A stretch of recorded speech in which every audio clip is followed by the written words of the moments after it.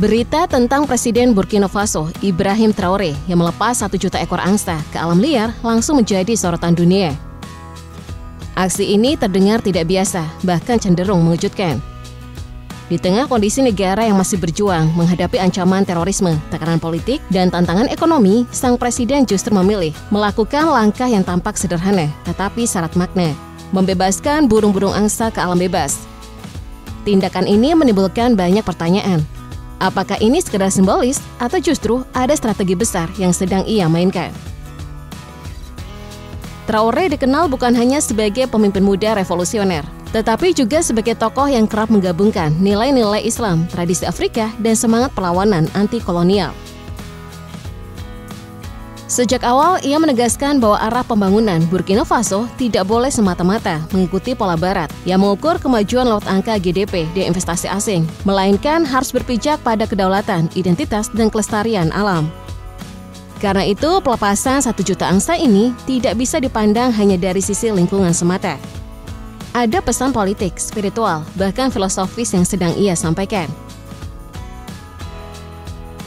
Mengapa angsa yang dipilih? Kenapa bukan ayam, kambing, atau hewan yang lebih akrab dengan keseharian masyarakat Burkina Faso? Jawabannya terletak pada makna simbolis angsa. Burung ini dikenal sebagai lambang kesetiaan karena mereka hidup berpasangan seumur hidup. Mereka juga terkenal sebagai burung migran yang menembus ribuan kilometer melintasi benua, sehingga sering dimaknai sebagai simbol kebebasan. Dengan melepaskan angsa dalam jumlah besar, Traoré seolah ingin mengingatkan rakyatnya bahwa bangsa Burkina Faso harus bersatu, setia pada perjuangan, dan bebas dari belenggu kolonialisme modern. Angsa juga punya peran ekologi yang penting, mulai dari mengendalikan serangga, menyuburkan tanah lewat kotorannya, hingga membantu penyebaran benih. Kehadiran mereka dapat menjadi bagian dari rantai ekosistem yang memperkuat daya tahan alam terhadap ancaman desertifikasi. Burkina Faso terletak di zona Sahel, sebuah wilayah yang rawan penggurunan. Selama bertahun-tahun, gurun Sahara semakin meluas dan mengancam lahan pertanian rakyat. Dengan melepas angsa dalam jumlah besar, Traoré memanfaatkan peran alami mereka sebagai agen lingkungan yang murah dan berkelanjutan. Alih-alih mengandalkan pupuk kimia impor yang mahal dan membuat petani bergantung pada perusahaan asing, ia memilih solusi berbasis alam.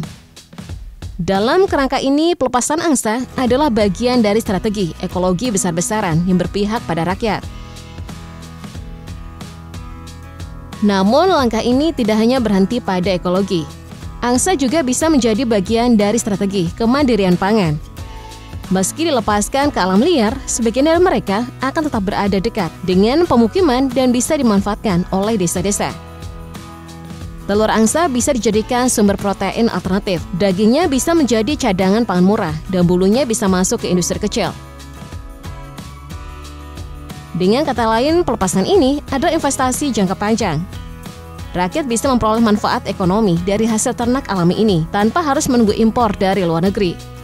Traoré akan berkata kepada rakyatnya bahwa ketahanan pangan tidak harus datang dari bantuan barat, melainkan bisa tumbuh dari langkah sederhana yang berakar pada kearifan ekologi. Di balik semua itu, ada pula dimensi spiritual yang tidak bisa dilepaskan dari pribadi Traoré.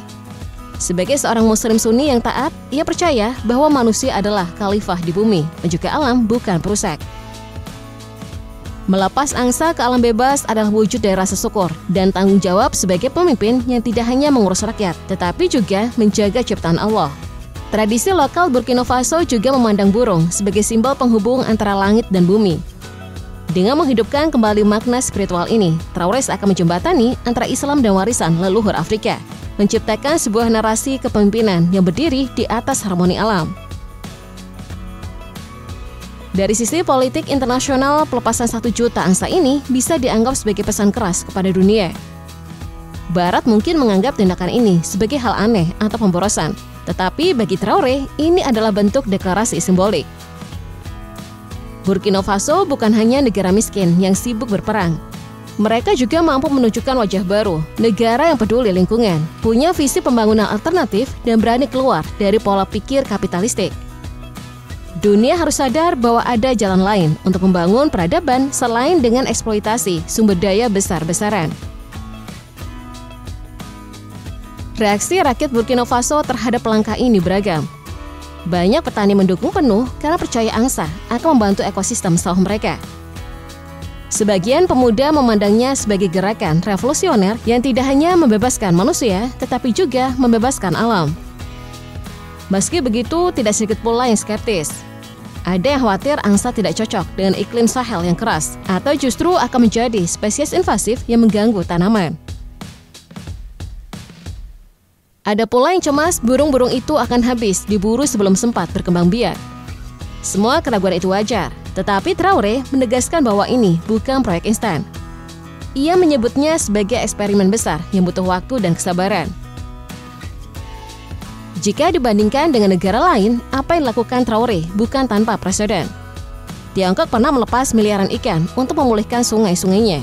India rutin melepas burung sebagai simbol perdamaian. Skandinavia melepas kembali serigala dan beruang demi keseimbangan ekologi.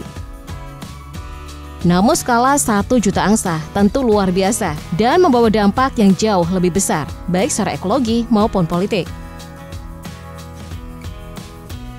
Meski penuh harapan, proyek ini tetap tidak lepas dari tantangan.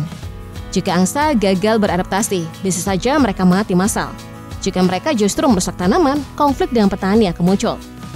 Perburuan liar juga bisa mengancam kelangsungan hidup mereka, apalagi di negara yang masih diliputi kemiskinan. Pemerintah harus menyiapkan sistem pemantauan, memberikan edukasi kepada rakyat, dan memastikan burung-burung ini menjadi bagian dari ekosistem baru, bukan bencana ekologis.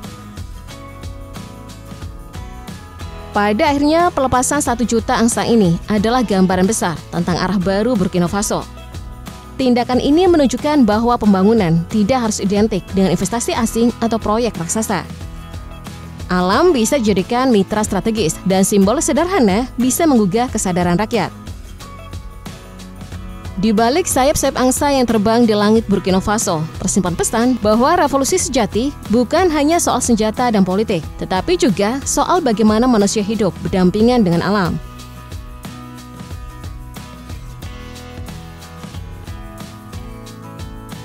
Mungkin sebagian orang akan menilainya sebagai langkah utopis, terlalu idealis, bahkan aneh. Tetapi justru disitulah kekuatan Traoré. Ia berani membayangkan masa depan yang berbeda, masa depan yang tidak mengikuti arus mainstream.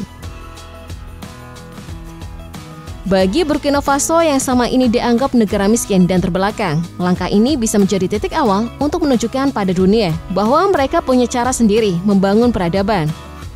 Sejarah mungkin suatu hari akan mencatat bahwa revolusi besar Afrika tidak hanya dimulai dari pidato atau perang, tetapi juga dari pelepasan jutaan angsa ke alam liar sebagai simbol kebebasan, persatuan, dan kehidupan baru.